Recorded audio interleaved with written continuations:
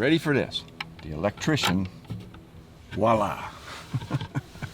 Hello, this is Patrick with New Jersey's Outdoor Adventures YouTube channel up here in beautiful New York at Watkins Glen State Park. Met up with Les, and Les has a really cool GMC Campervan conversion that he built out himself, and he's going to give us a tour today. So join us.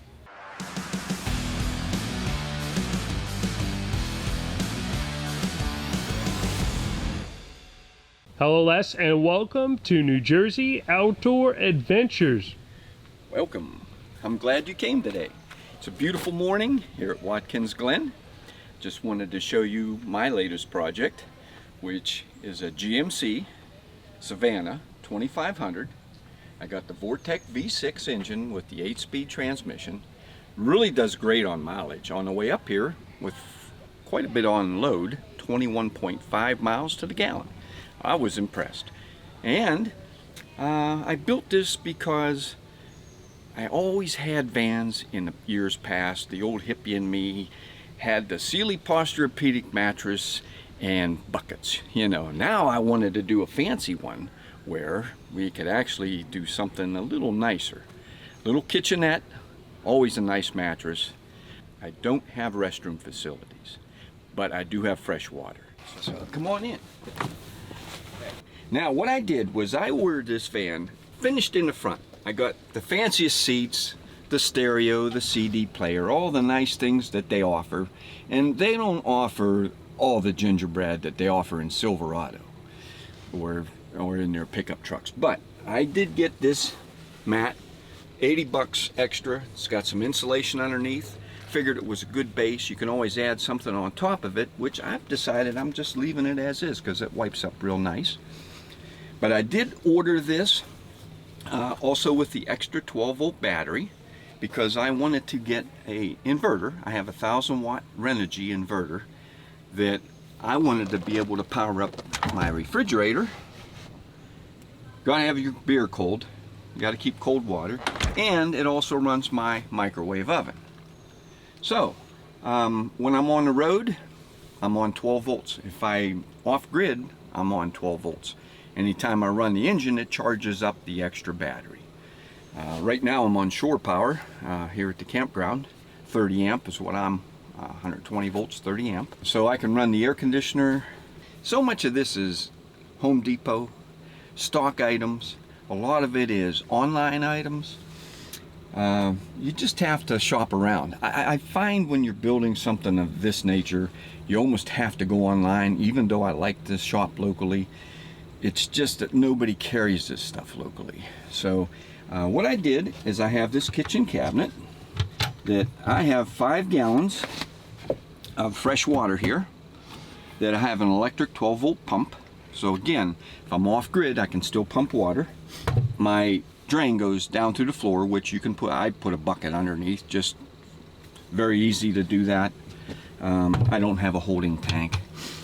But 5 gallons of water lasts us for coffee all week. So, and then as far as the sink, I have a real nice stainless sink that I have here. I have a pump for underneath is some Dawn dish detergent. So you have a little, and you have your, of course, your cold water for your drinking or whatever. So this countertop here I modified. I actually cut it down because the way I designed this, my wife and I come out here, her name's Patty, and we actually would sit on buckets and try to figure out how we wanted to do this. So we figured if she sat on the mattress and I sat here, this kind of doubles as, in the rain, a little kitchen, a tiny house. And as far as finishes go, I have 3 inches, 2.5 to 3 inches of mineral wool insulation in the walls. I used Reflectix weather barrier for a vapor barrier, and this is 3/4 pine. I wanted the cottage look. The ceiling I used 1-inch Dow foam. Again, very important to use the vapor barriers. So many good YouTube videos out there that I watched was a school for me. These guys that are van builders, experienced, some of the things that I've made is because I saw how they did it, and I modify stuff because that's my personality. I'm a retired electrician, had 37 years at the trade. So for me, electricians never sleep on the wiring, and so this was a fun one. In fact, this bulkhead that I built here, the factory wiring was in there, plus I added a lot, 12 volt, 120 volt wiring. So I had to conceal it, and it's going to give me a future someday if I want to build a little cabinet down off of it or something. I'm done, but not totally done. Now right here, I have some controls. This is my remote control for the inverter. This right here is actually my switch for the lights. This I really like because it allowed me to have dimmable, warm white ceiling lights. Now at night, if it's too bright, somebody's reading in the bed or something, kill switch just leaves these two on. So a lot of times at night, that's all we use. Now I have some other lights that I added. Some are at the floor here. There's one switch that will bring on just one of these at full brightness, just for in and out, if you don't want to step in. I also have some little reading lights that I got off online. I wanted to show you that. If I might switch over to here. These are really nice because they have an indirect light. You touch the button again, it's a really nice reading light. They have the USB port on the bottom, so for phone charging. I have one on each side. These are GFI receptacles. Again, very important because everything has to be GFI protected. You're outdoors, you're damp. As any electrician, if you're not familiar with it, you need to get somebody that's familiar with electric to make sure you are safe. That's very important. This has another storage spot here. Again, you can kind of see the water jug, but a place that Patty likes an electric skillet, an electric hot plate. We're all electric. I don't have propane here, so that's a non-issue. Safety, another little spot over here is just another place to hide some things, including my favorite little kneeling pad, which when you spend a lot of time on your knees, you just need that forgiveness factor. The Max Air fan works off remote control, which I have here, and it's really a nice unit because it's 10 speeds. It'll exhaust or bring fresh air in, and you can use it in the rain, which a lot of my old hippie vans didn't have that feature. If it rained, you closed it. Also, smoke detector. Have to have one, just like at home. The AC unit, this is the Coleman Mach 8. And the reason why I got this, the whole thing with this van is I want it to fit in my garage. When I'm gone, I don't want everybody to know. I like to know that nobody sees my camper missing, because then that's a good time for them to take advantage of a situation. Also, I'd like them clean, snow-free, and this allowed me to still clear with 1.5 inches inside of my garage. So it worked out real well. Really cools this down. It's more than I need, but that's always better. As far as other storage in here, Patty wanted, one of the things she wanted is she wanted a nice big drawer for her kitchen things. So she's got in here, you know, pots, pans, and some of her items that she wanted. So the latches on here, and again, online, these are kind of the latch you would put on a truck cap door. They work really good because they are lockable. If you wanted to put a purse or something in here, you can lock these. I used, most of the materials I used throughout here was 3/4 cabinet grade plywood. It's very nice, a little more expensive than regular plywood, but it allows you to create things. Another thing I learned this time, and again, YouTube, is pocket hole screws on plywood. I never used to be able to build anything decent out of plywood, but with pocket hole construction, there's a jig that drills it in at probably a 15-degree angle, and you use these special screws. Beautiful. That and some nice wood glue, made for nice cabinets. Nothing fancy again. Now, the mattress here was custom made. An outfit out of Littleton, Colorado. They made this for me. I wanted the 6-inch mattress only for head height again. It has a notch cut in it. They made it to my specs, and they did a real nice job, and it's very comfortable. It's a 3-layer foam mattress. Then, as always, you have to have some places to keep your items. Over here we have Patty has a side for her clothes and jackets, and I have one on my side as well. So you have to have a, like George Carlin said, you have to have a place for your stuff. But back here, another thing I did is I built a bulkhead in, and you'll see there was a few reasons why, and it was almost like this is a design build. You keep coming up with ideas as you go because, well, you just didn't have them at first. You know, you sit down, you do a sketch, you talk back and forth, get ideas. Like I wanted the refrigerator here. I wanted the door to open so I can get a beverage from outside as well as in. The speakers, when you get the cargo van, they're just in a plastic enclosure stuck way up high. So what was I going to do for my back speakers? So this gave me an option. What I used, same speakers. Those are little Walmart picture frames, cheapies, with black burlap, and that's the way I did my speakers.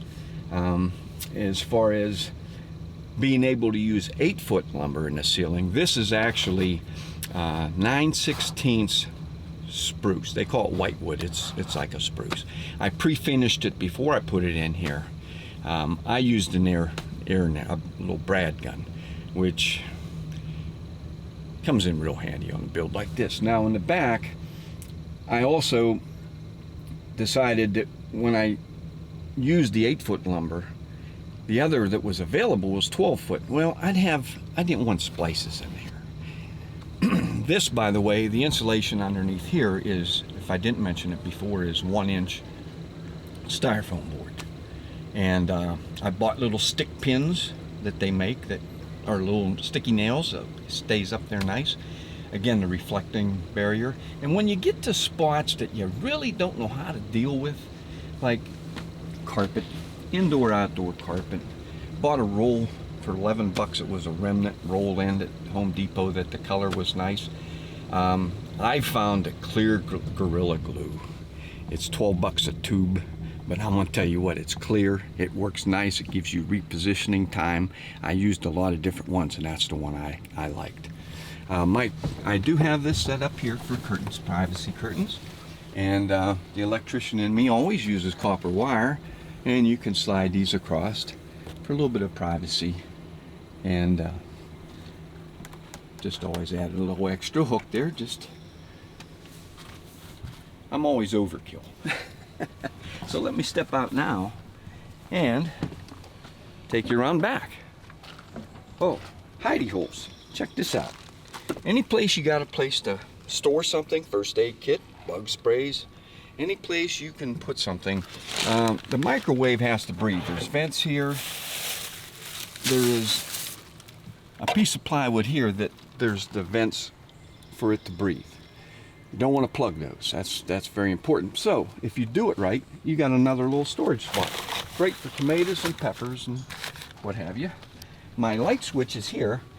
Before I mentioned, there's one light that comes on inside, and this one is a light for lights up the stair at night. We leave it on. These running boards are Owens. I like them. I had them on another van in the past because they're full length. You could stand on them. My next idea, a little option, is I'm going to get little rope lights underneath there for at night. The windows, these are a security bar that they put on at the factory. Didn't necessarily order these, they put them on. I kind of like them because it's a good door handle, a little better for security. And it just seemed like it worked out well. What I did for a lot of my wiring, on the 12-volt wiring, I used 2-conductor 14-gauge stranded marine wire. It's rated for boats, marine, water, gas, oil. And I used a lot of places where it was subject to a little bit of rough housing. I used the, they call this loom. I don't know where they got that word out. I mean, we used to always call it conduit. So come on around back here, I'll show you something pretty cool back here. These tip out, which with the Max Air fan, you have to have supply. So what I did, and again, just to get on the road, you can do this fancier, but I just did little magnets. So just basic cutting a piece of window screen, I could take a few of these off, work the latch. Now, here's a view of the bunk, the back end of the van, where, again, you know, great place going down the highway. I get what I call the nods. I pull over, Patty gets her book out, I jump up in the bunk for about 15 minutes, and it's a great place down on the highway just to take a nap. This is the cabinet where the tool, there was a jack, a tire jack, you have to have it. So the tools are in there, so I said, let's make it be a tool cabinet. So, you know, it's a great place for pie irons and aluminum foil or what have you. So it's my little tool cabinet. And on the other side I have another cabinet I'll show you in a minute. Now here, fire extinguisher, again, safety. I'm so used to, as an electrician, you have to think safety. That's a very important item. This, I have two remotes. You can see one that's up there with a fan remote. And then again, if I wanted to shut these lights off, I can work them from right here. So, as far as certain crazy areas, 1/4 inch, Lawan, subfloor, painted, bends, you can shape it, cut it. Again, you go to carpet, they're your friends. The storage I had mentioned to you before, by my using 8-foot boards, there was a little splice up in there. Well, I just finished it off with carpet. And then it gave me a great storage area. I didn't know how to deal with wires coming out of there and hiding them. Well, it solved that problem for me. It gives me a place for a tent and some tarps and some miscellaneous items that are fairly flat. And then, you ready for this? The Electrician, voila. I have a 12-volt system and a 120-volt system. Now, the 12-volt system, again, I have the extra battery that I ordered with the 150-amp alternator so that there's not a charging issue going down the highway. It has an isolation switch, so if I use too much 12-volt here, it will not drain the engine battery. Very important, you don't want to be stranded out here. Now, as you can see, it's 12.3 volts off of the battery. But my Max fan and my ceiling lights, being they had motherboards and chips in them, I decided, I followed the advice of somebody on YouTube again. They said use a voltage regulator, because anything sophisticated, you don't want 13.5, 13.8 volts charging off of your alternator blowing out a motherboard. So these two right here, and you could see it holds right on the money at 12 volts.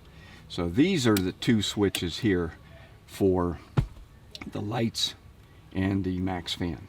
And I've got water pump, some side lights, all my 12 volt and they're fused at the right fusing, whatever the manufacturers call for. Now on my 110 volts, this is a panel I made up. Now this is something you don't do on your own.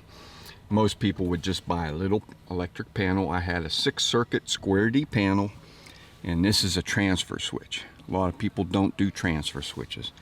Electrician said, no, we're doing it the right way. So what I did, and again, I had this enclosure. We're energized here, so I won't stick my fingers in. But these are my 6 circuit breakers for all my 110 volt items. This is my transfer switch here, which now I'm set for normal power. When I'm on normal power, I have a green light. Could have put a sticker there, I suppose, but I know this. Now, if I was to turn on my inverter, which I've just done, I will get a red light. Now I've got inverter power. So if I unplugged from here and I go down the highway, now I'm on inverter power. So you can, and again, it is a break before make transfer switch. Very important. You can't blend your power. You know, you just have to, again, if you're not familiar, I'm a journeyman electrician, IBEW Local 712 out of Beaver, PA for 37 years before I retired. And, you know, safety was always premier. Okay, one of the things, I'm sure you want to know what's happening behind here. This was a stock item I bought. It's a 6, has the 6 switches, and it had a lot of really cool, these are actually circuit breakers that are actually fused a little higher than I cared for, so that's why I introduced these, especially like the max fan. I believe that was a 5 amp, and this is like a 20 amp breaker, so I just wasn't comfortable with that. This is what they wired here. Now this is, remember I mentioned the voltage regulator, that's what this is. Not inexpensive, it was a $20 item, great insurance. Fuses, again here, certain fuses. Am I overkill? No, it's done right. So this is, again, you could put a few items up in there if you wanted to stash something, but there we go. Now, here's another cool feature. Before I show you this drawer, under here, if you can see, this is my inverter right here. Okay, and I actually added another computer cooling fan. So if I tend to get too hot, then I get auxiliary cooling for my inverter. Now, this is a long storage here that I have a dining canopy. This goes full length of the bunk and allows me to put chairs and a lot of storage. You know, and if you have a spot over here like this 2x4 is the main support down the center, I have 3 2x4s, one on each side and one down the center. Used a little 1.5" angle back here. This, believe it or not, is removable if I wanted to haul something here. There's a 2-foot square piece of plywood that comes out. If you had a little something that, I don't like to haul in this, but there's always the exception you want to make. I also did buy one of those little carriers that for firewood. A lot of people put deer on them for hunting. That worked out real well to solve the problem of firewood. Now, as far as this other drawer goes, and this will let you see, again, YouTube, thank you. There's so many guys that make these. They had their way. I used a similar way. A lot of guys use 1-inch square tubing. I used 7/8 unistrut, but I did use the rollers that they use is they're from skateboards. Again, online, I don't think you'll find this stuff local, but it gives you a lot of storage, and you could kind of see here the pocket hole screws I mentioned earlier, where they go in at an angle. The guy that made these, he got up and stood on his. He had a pickup truck, he had 2 of these. And I thought, man, I got to do this. So thank you. I'm glad I learned those ideas. So it's a nice place. Normally, I'm in and out to this much of it, the stuff you want to use most often. For my power, this is a 25-foot cord that I'm plugged in over to the 10. What I do with this when I'm done, I unplug this. I bought a 10-foot cord to go into my power. Well, the female end I did not need. So this is not energized. This is just a dummy. So when I'm done, I just basically, and I'll show you. If I'm off of power, I just basically plug this like so. And again, are you creative? What I always tell everybody is entertain your brain. Think of what you want. Think of a way to do it and do it. That's what I do. And it's fun. This here is the factory items for the trailer, the plug-ins for your, if you're towing something. This is right here, 110 volt GFI on its own circuit that I run an extension cord out to the picnic table usually for, like this morning we had scrambled eggs, so toast or whatever. I also added a light. This light here is, I had extra dome lights that I repurposed one, and as you can see, it's a light from my drawer at night. That, why not? I paid for it and I used it there. I still have 2 more at home, so before long I'll use them somewhere. Les, thank you very much for taking the time today to give us a tour of your beautiful creation. I love this van. I mean, red. What made you choose red opposed to like a white cargo van? Well, first of all, being an electrician, we always had white vans. White is bland. Black is so hard to keep clean. And I like a little flash. And sharp colors, you know, they actually made a blue metallic in 2019. They discontinued it. That would have been a nice choice as well. But the flashy color they had, and we love, my wife and I like red, so. And then out of the different vans that are available in the market, you chose the GMC. Can you tell us a little bit about what your reasonings for this van was? I know the garage height was important to you. Does that factor into that? Okay, if you go on GMC Chevy, the GMC Build-A-Van site on your computer, or the Chevy, you will find they are exactly the same. The same colors. They might call them Cardinal Red versus Red Hot. They're the same. The only difference is a trim package, and the dollars are the same. I always thought GMC was a whole different. Not anymore. It's the same factory making them. It's a different trim for your wheel covers and your steering wheel. That's about the gist of it. But I chose it again because I wanted it to fit in my garage. I have an 8-foot garage door, and I just like everything inside, and it worked real well for that. And can you tell us a little bit about the process that you went through to build this? Did you mock it up with cardboard? Did you sketch it out on paper? Yes, a lot of sketches, and the first ones I did were pretty much before I bought the van. They were pretty much disposed of, because once I came out, got a 5-gallon bucket, a nice cold beer, and sat there. That's how I do my thinking, and you start sketching. And then once I came up with some ideas, I'd run them past Patty. She'd come out and sit with me, and we'd kick it around. And then I knew what I wanted. I knew I was going to insulate. I knew I wanted the walls to be, the side walls to be 3/4 wood, so I can, everything here is additive. Hardest puzzle I've ever built, in the fact that everything is its own piece. Curve, angle, but it's fun. And so as throughout the build, you sit on a bucket, you just measure a piece that you need next, and you add it. I'm very familiar with that. The discovery stage of building out a van or a camper is about half the labor, right? Just sitting there thinking. Yes. And then you got to look all this stuff up on the internet and try to find the products that you need. Right.